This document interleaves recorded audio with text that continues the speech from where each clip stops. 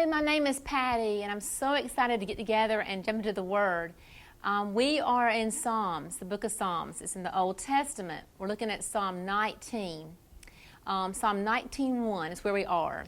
So if you turn there, we're talking about the heavens. And it says, the heavens declare, mine says the heavens are telling of the glory of God. And their expanse is declaring the work of His hands.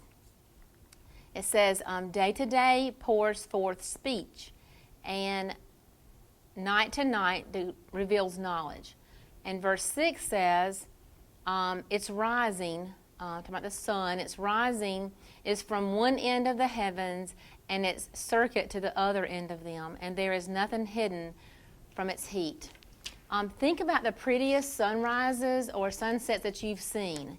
And people that know me best know that I love sunsets, and I will break my neck to get to see one. For me, it's a time at the end of the day that ends the day. And it's a time to sit back and relax and enjoy the beauty of the closing of that day. It's a time to journal if you like to journal. And then I just love that time of the day. If it's a sunrise for you, it begins the day and the beauty of the day, the stillness of the air, and just to hear the birds and know that God created all of that.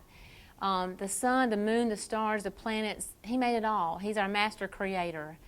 One of my children one time saw all the streaks in the sky and all the colors there, and she said, "Mommy, that looks like fruit-striped gum." And to me, that was like, even a child will notice the beauty in his handiwork.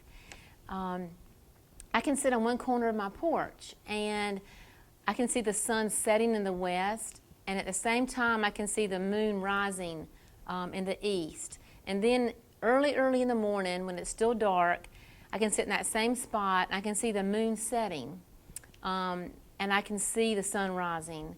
And that's a beautiful spot to be, where you can see so much of creation at one time. I had a youth one time ask me, "Wow, you live on the equator." And I love being around youth because they say the funniest, cutest things, but they keep me laughing. So what are some other things that are the work of His hands?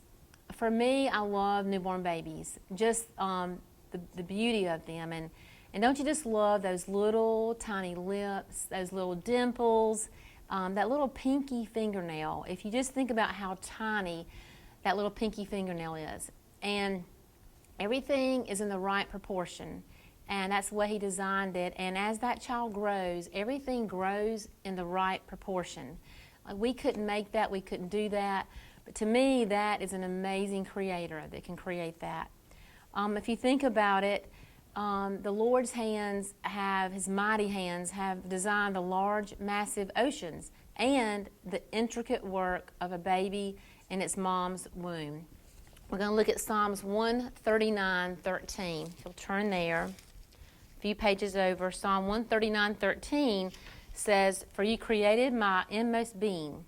You knit me together in my mother's womb."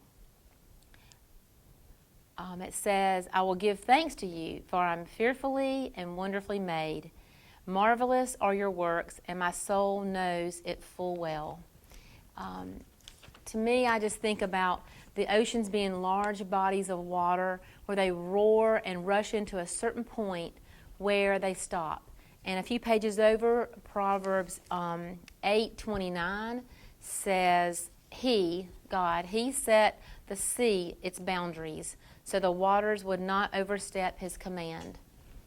And the oceans being large bodies that roar and rush in, where they are to stop at a certain boundary, a tiny infant that develops over months and hours until just the right time for its birth. One being a massive creation, and one being a tiny, intricate, woven creation.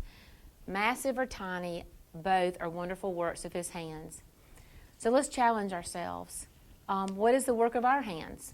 And maybe your hands do mission work, or maybe your hands serve soup at a local soup kitchen. Maybe you help a neighbor in need with your hands. Maybe you paint, or you garden, or you do DIY crafting as your hobby. I enjoy a hobby of painting old furniture. And turn it into something new and something beautiful. And my little hobby is called Reloved. And I love to watch the newness of something come shining through from something really old or really dirty. And isn't that what God can do when we trust Him? When we trust Him, He takes our old battered self and He makes something new again. When my husband and I are doing these old items and picking them up, we meet people who are hurting, and we get the chance to go into their homes and hear their life stories and talk with them and pray with them. And they share so easily with people that have a compassionate and caring heart for them. So I say today, pause, pray, and thank God for your hands and what you do and what He allows you to do with your hands. And thank Him for what He has created and what He's done with His hands. And appreciate all that He's done for us, everything seen and everything unseen.